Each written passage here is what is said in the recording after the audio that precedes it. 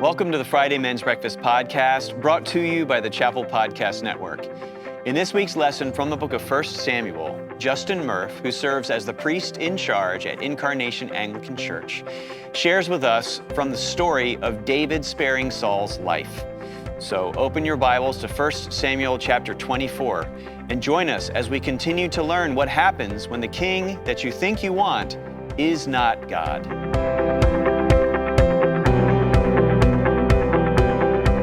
You know, we often think about the life of David in terms of major milestones and glimpses, right? Shepherd boy in the field, anointed by the prophet, slaying the giant, sleeping with Bathsheba, right? Like that's kind of the lifeline that we normally go. But in between slaying a giant and falling into sin, we see David's character really proven. And in 1 Samuel 24, we see that true character is cultivated in the crucible of crisis. True character is cultivated in the crucible of crisis. David spares Saul's life for the first time, as we'll see. We'll see this in a couple of more weeks, where David will once again have an opportunity to slay Saul, and yet chooses not to. Saul is literally at David's mercy, but David refuses to take his life.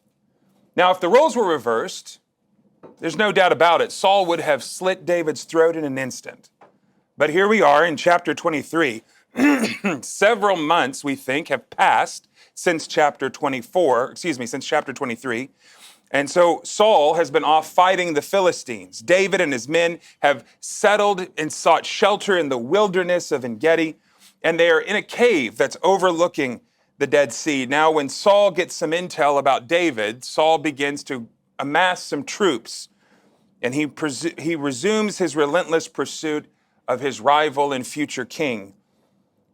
But seeking a place of rest, Saul unknowingly enters into a cave to relieve himself. It's the same cave that David and his men were hiding in. And so this was it, right? This was the moment that they've been waiting for. God had seemingly delivered Saul, the enemy, Saul, the murderer, Saul, the madman, into the hands of David and his men. What were they waiting for? This was it. This was the moment. His men urge him. Because remember, it's not just David that's being pursued and hunted. It's also David's men, right? If you're one of the mighty men that's traveling with David, that's protecting David, you know just as well as David does, it's not just the king's life that's on the line, it's our life too. And so they're encouraging David, hey, this is the guy that's trying to kill all of us. Seize the moment. Take his life. The men with David urged him to kill Saul, but David refuses. Instead, David is able to get so close that he's able to remove the corner of Saul's robe without even being detected. And it's an action that actually would even cause David to become conscience-stricken. We see this in the scriptures we'll read here momentarily. After Saul leaves the cave, David actually confronts Saul, although at a safe distance, confessing his own conduct that has fallen short of David. Saul shows some sign of remorse. Indeed, Saul goes so far to admit that he knows that David will in fact become king. There is, however, no reconciliation between these two men. At best, we could call it a stalemate and an agreement to disagree agreeably, and they both part ways. David going up to the high mountain, Saul returning to his camp. As in chapter 23, there's this struggle concerning power and how to steward it properly. And so let's dig in as we read together, if you have your Bible. 1 Samuel 24. When Saul returned from following the Philistines, he was told, behold, David is in the wilderness of En-gedi. Then Saul took 3,000 chosen men out of all Israel and went to seek David and his men in front of the wild goats' rocks. And he came to the sheepfolds. By the way, sheepfolds are these readouts that are kind of dug out. They're stone circles where they would put sheep in. Think of it like a pen, right? So this is, if you're reading through, some of you guys are military veterans. Some of you may be active service. Think of this as a strategic battlement where his men are taking up fortification. That's how we read this as the sheepfolds. And there was a cave, and Saul went in to relieve himself. Now David and his men were sitting in the innermost parts of the cave. And the men of David said to him, here is the day which the Lord said to you, behold, I will give you your enemy into your hands, and you shall do to him as it shall seem good to you. Then David arose and stealthily cut off a corner of Saul's robe, and afterwards David's heart struck him, because he had cut off a corner of Saul's robe. He said to his men, the Lord forbid that I should do this thing to my Lord, the Lord's anointed. Even in the midst of this moment, there's this question. Is David justified by his actions? From an earthly perspective, yeah. I mean, look, he didn't kill him. He just cut off the corner of his robe. But to David, that robe was a symbol of the anointing that God had placed, the calling that God had placed, the position that God had placed. David was, in essence, disrespecting and disregarding the disrobed king. And David felt convicted by it. So David persuaded his men with these words and did not permit them to attack Saul. And Saul rose up and left the cave and went on his way.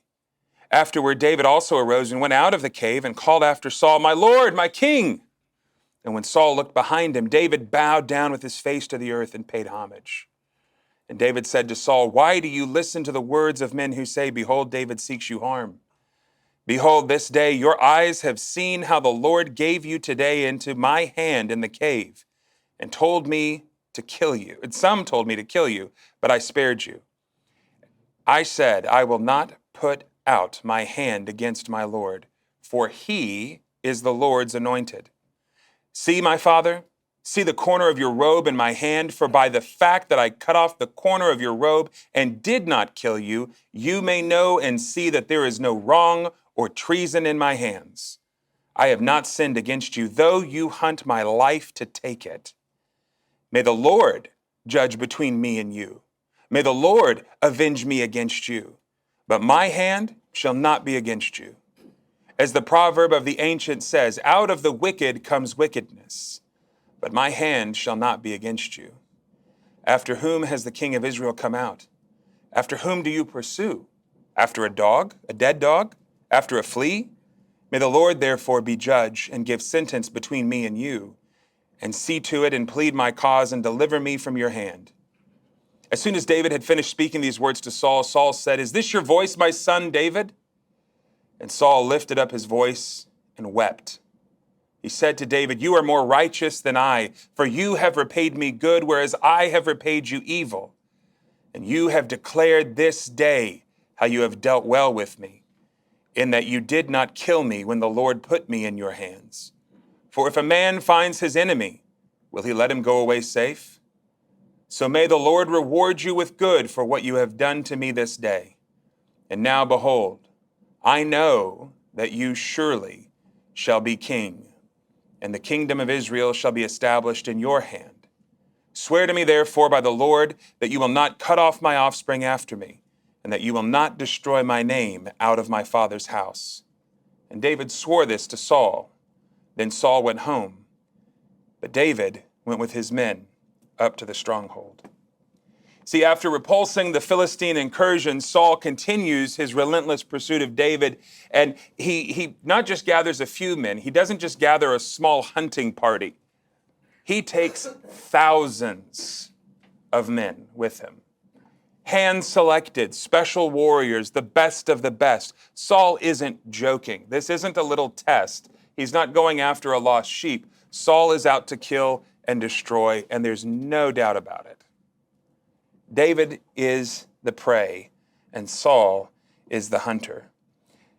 You know, we read about this time in En-Gedi, and we're reminded of the 63rd Psalm, a Psalm of David, where he talks about being in the wilderness, and he says, this fits a right description of the area, a dry and weary land where there is no water. That's En-Gedi. This is where David has come to and sought refuge. This is not a pretty place. It is a dry place, a hostile place. Not only do you have to worry about the sun and the lack of water and the elements, but now you've got lions and bears and wolves and all the things that you read about, all of these terrors at night. And now add to all of that 3,000 men who have been told, hey, you'll be handsomely rewarded if you can just get your hands on David and his men. This is not a good situation. Saul takes 5 times as many men as David has, with a view of swarming the area. The king knows exactly where to go, right? We read about this. He says he goes in the front of, or in the Hebrew, to the east of Wild Goats Rocks. And that's a pretty precise pinpoint location, right?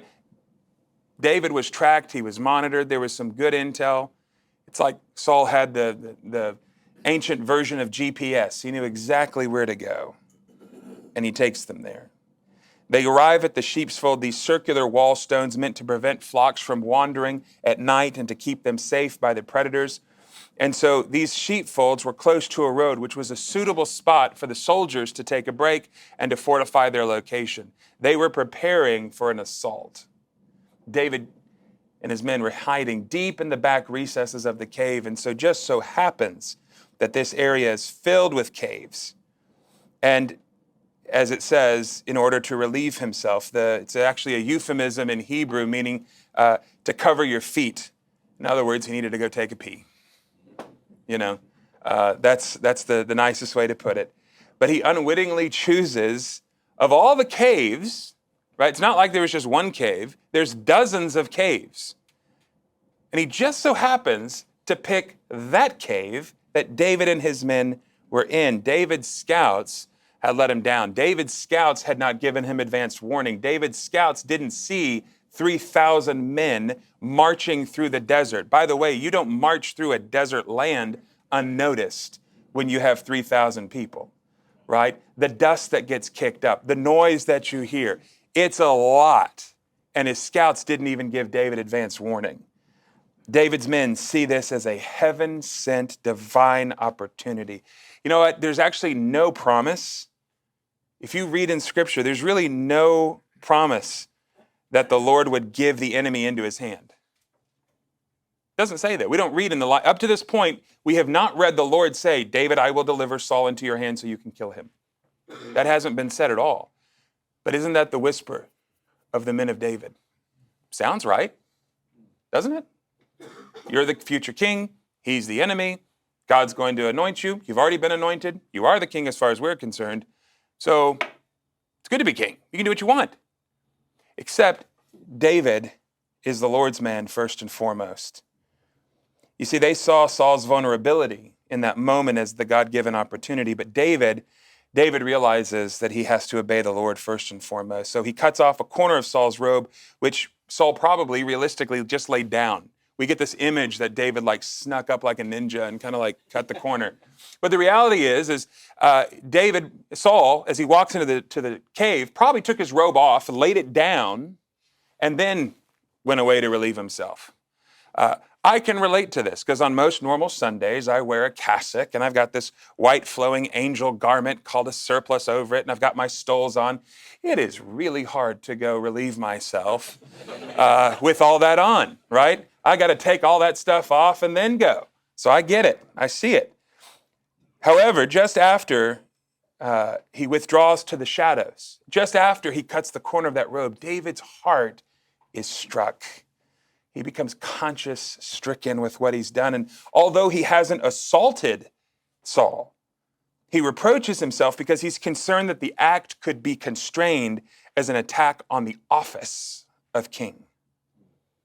It's a challenge to his status because the robe is what distinguishes Saul in the field.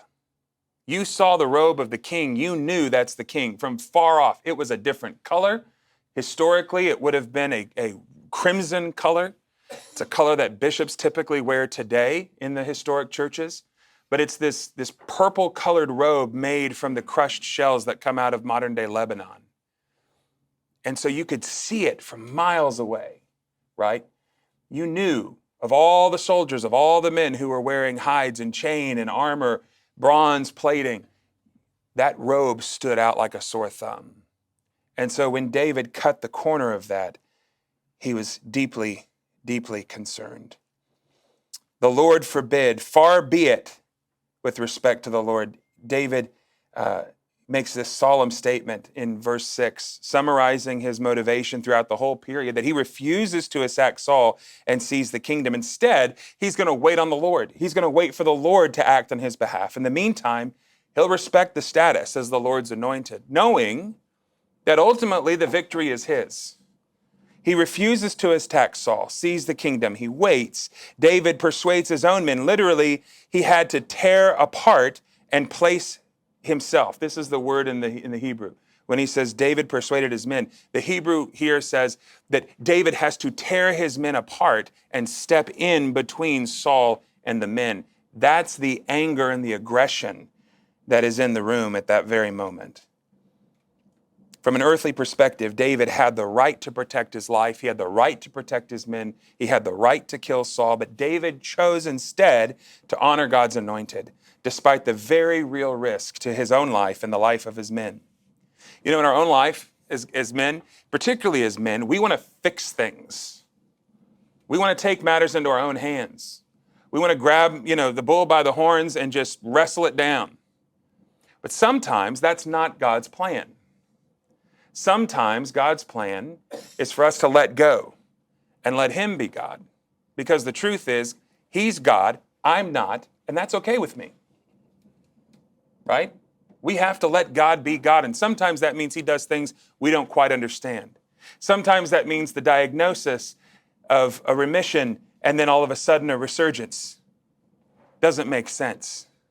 The business deal that was a sure thing that falls through doesn't make sense. The child that you've spent years training and raising and loving and nurturing who suddenly becomes somebody you don't even recognize and are ashamed of. You have to let go and let God be God and trust that he's in control no matter what.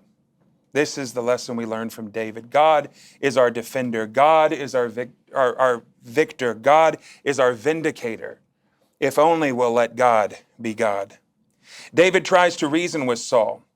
When Saul is still within earshot, David takes this measured, calculated risk to come out of the cave using this differential language of a royal subject, my Lord and King. It says that David bowed down. Now understand what that means. There's 3,000 men within earshot of David saying this. And what does David do? My Lord and King.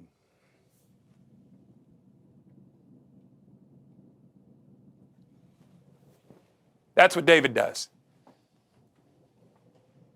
3,000 men down below.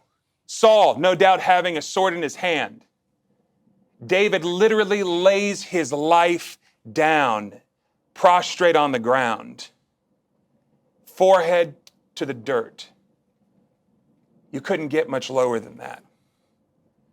David is not just faking it to make it. David isn't just talking Southern nice, right? David means it. He bows down and he pays homage with words that not only pay respect to the king, but he honors the king publicly. The same man who has pursued him, the same man who has gathered this army to kill him, and yet what does David do? Not gloat, not boast, not threaten, but he bows down and he honors the king.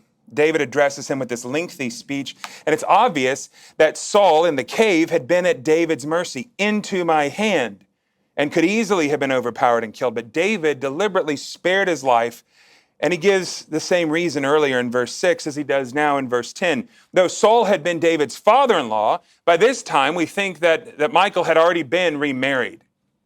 Saul had most likely given Michal to another husband. But David uses this word, my father, showing honor and reminding Saul of their connection not only as king and king, but this connection as family as well. By showing him the severed corner of his robe, David makes it perfectly clear that Saul's life could easily have been cut and snuffed out. And while David harbors no thought of wrong or treason, he maintains the assertion that I have not sinned against you. Which, what does it mean if he's saying that? The adverse is true. Saul, you have sinned against me. He maintains this assertion. He doesn't play down the fact that Saul's hunting deliberately or maliciously in order to kill him, although the tone in the text certainly gives overtone of that. David then calls on the Lord to be the judge. His prayer that the Lord would avenge him is not a matter of vindictiveness. He's not trying to use some type of Hebrew witchcraft, right? But he's saying that the Lord will deliver a just outcome. David has no doubt who is in the right, and David will not take action on his own behalf. Rather, he's letting the Lord handle the matter entirely. And to reinforce this point, David, he quotes this pithy traditional saying consisting of 3 Hebrew words: out of the wickedness comes wickedness. In other words, the proof is in the pudding, right? What comes out is what you see. When you squeeze a rotten orange, you're going to get rotten juice every single time. This is what David is saying, and he's saying it publicly, in the open. David argues that it's unbecoming for the king of Israel to mount such a military expedition. He really, you think about it, he's saying that David is such an insignificant person. What is he, a scavenging animal? A dog treated with contempt? A dead dog at that? How much more so for a single flea on the dog's back? These expressions are David's eloquent way of saying, "O king, to you I'm insignificant." It's really quite unbecoming to gather such an army, such a force to hunt just little old me and my men. Boy, does it make you look weak in the eyes of your own soldiers, in the eyes of your nation. I'm not a threat. And so these expressions really are meant to help persuade. As David kind of rests his case, he once more places the dispute between him and Saul into the hands of the Lord, the judge who will give sentence between me and you. See to it, David's saying. Have careful scrutiny. Pay attention to the details, Saul. Remember everything that you've done because it's going to be charged against you. I've pled my case and plead my cause, he says, to God, presenting a defense of David's conduct, and that God will deliver, literally, God will judge me from your hand. God will pronounce the verdict, freeing David from Saul's persecution. God will render the final verdict in this case. As men, we are wired to try to seek justice. It's the way we're made. It's a good thing. But we oftentimes try to battle in our own strength. We try to battle in our own resources. We try to fight things with our own money and our own intellect and our own skills, and we try to do everything we can on our own. But sometimes the best thing we can do is put our hands up and say, Lord, I need you. I can't do this without you. I can't fix my marriage without you. I can't make the right deal without you. I can't make that investment without you. I can't heal that relationship, that friendship without you. No words will do it. No money will fix it. No time will heal it. Only you, Jesus. This is what David's talking about. There are going to be battles and conflicts and people that we are just going to have to let the Lord deal with. This is the lesson we learn from David. God is the God of justice. God is the God of victory. God is the author and finisher, not just of our faith, but of our everyday life and well-being. Finally, David gives Saul a promise, 17 through 22. Saul is really shocked by the appearance of David from the cave and the honor and respect that he gives, the speech that he delivers. All of this has this effect on Saul, and we see this because the first words out of his mouth is this your voice, my son, David? Not my enemy, not the pretender king, not you scoundrel. Is this your voice, my son, David? Saul's grappling internally with this crazy situation. My son, this representation of this close, though not necessarily familial, right? He doesn't call him my beloved son, that's Jonathan. But he recognizes David's relationship, and also it's this departure of the earlier language in chapter 20, verse 31. What does Saul call David? The son of death. Now in 24, having his life spared, coming out, seeing David prostrate before him, having this emotional plea from David, Saul refers to him no longer as the son of death, but my son. Clearly, David's message has penetrated Saul's heart as much as of his personal defense and the stirring of his conscience. And so maybe out of doubt or disbelief or self-pity, Saul becomes overwhelmed by emotion. And Saul, lifts up his voice and he weeps. Saul admits to David that you're more righteous than I. David is in the right, whereas his own actions lack not just moral right, but even legal right. Remember, David has been anointed already. David is the once and future king of Israel. To pursue him unto death is also a crime in the eyes of God. So as Saul says, you have declared, Saul here accepts David's conduct, that it has been proven with sincerity. So this rhetorical question, will he let him go away safe, shows that he accepts David's argument. Saul even calls for the divine blessing on David because he hasn't harmed Saul even when he had the chance to overpower him in the cave. Verse 20, and now behold, Saul makes this surprising admission, admitting that indeed David surely will be king. This emphasis here, David surely will be king. It's going to happen.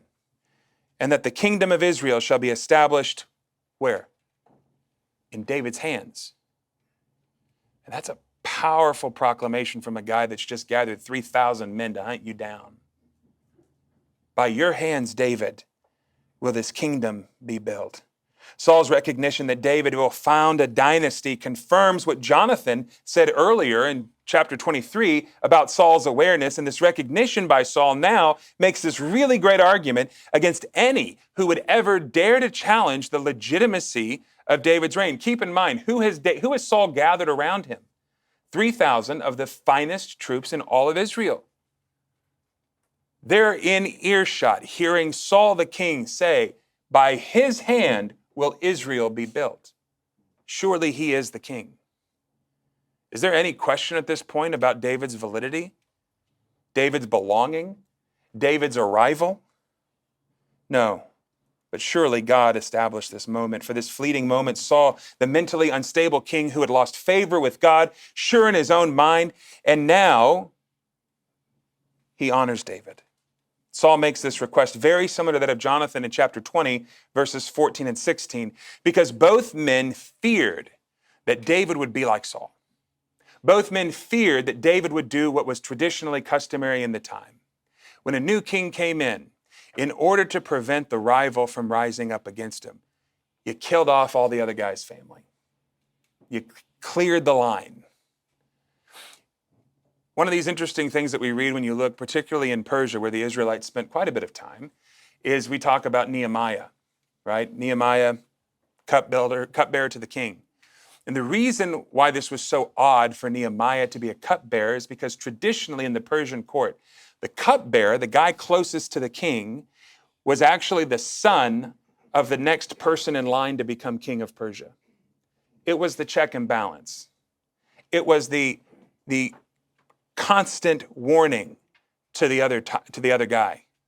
Hey, if you dare to rise up against me, I'll kill your son because he's my cupbearer. He's with me 24/7. In fact, the Persian court, there was a screen and the king wouldn't eat with other people. He didn't feast like this. He was always separate, segregated, put behind a screen. He ate alone, didn't even eat with his own family. The only person allowed to eat with the king was his cupbearer, which means the king always had a knife, was always present, and could easily make an action against the other family in the blink of an eye.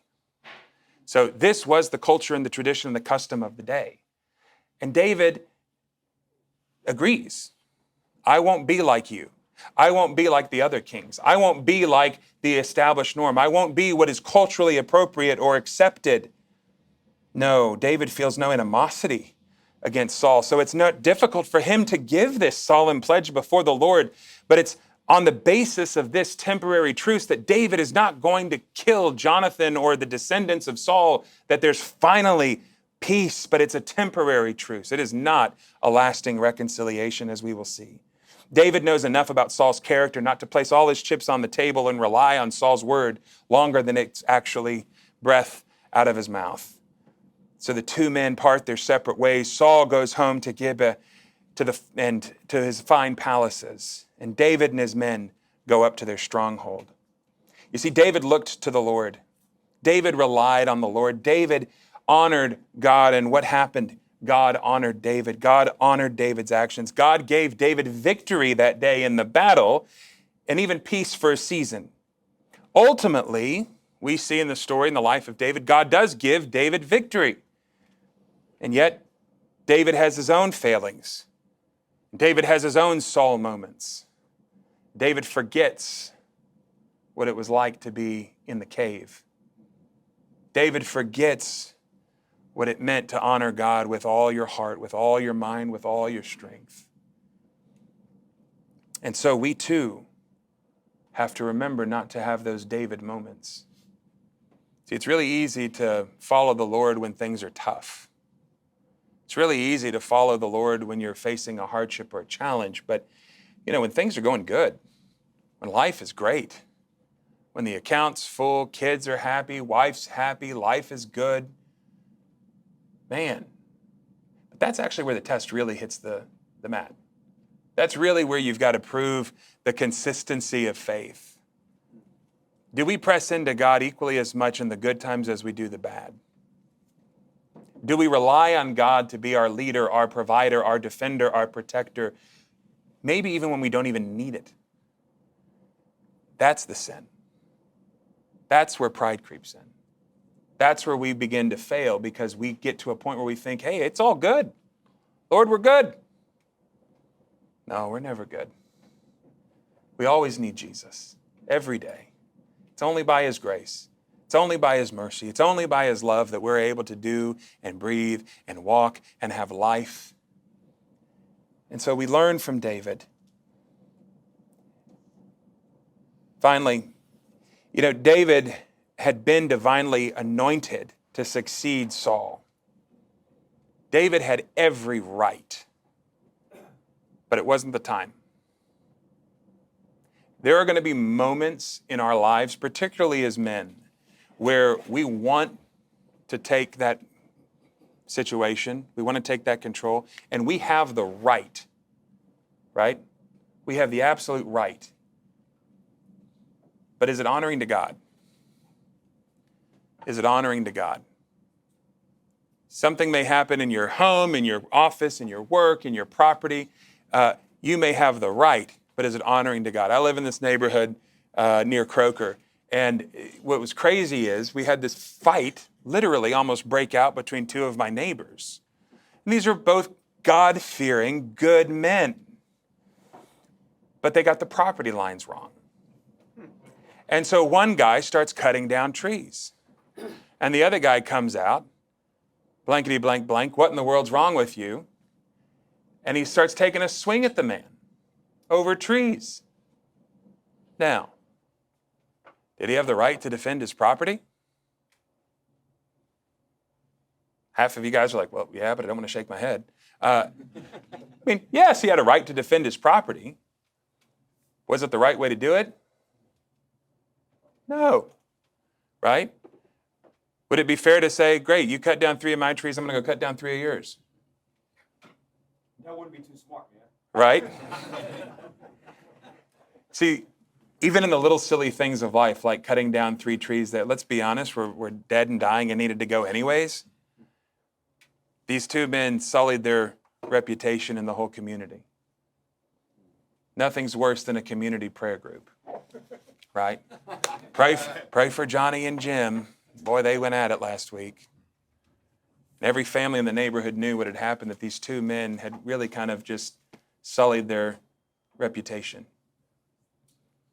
How sad would it be for you to live your life as a man of God faithfully every day and then just have one stupid moment? But we're all guilty of it at some area, some level. So let's look to David. Let's glean what we've learned here. Just because it might be your right doesn't mean it's right. Just because we're operating in our own strength means we need Jesus even more. Just because we find ourselves in the position of victory doesn't mean we have to take it. At the end of the day, let the Lord be your judge. Let the Lord be your victor. Let the Lord get the victory. And he will if you're faithful. Thanks for joining us today for our study of 1 Samuel. For more information on the Friday Men's Breakfast, please visit wcchapel.org/men's breakfast. Until next week, our prayer for you is that the King you desire first and foremost is not a mere earthly ruler, but Jesus Christ, the King of Kings and Lord of both heaven and earth. God bless.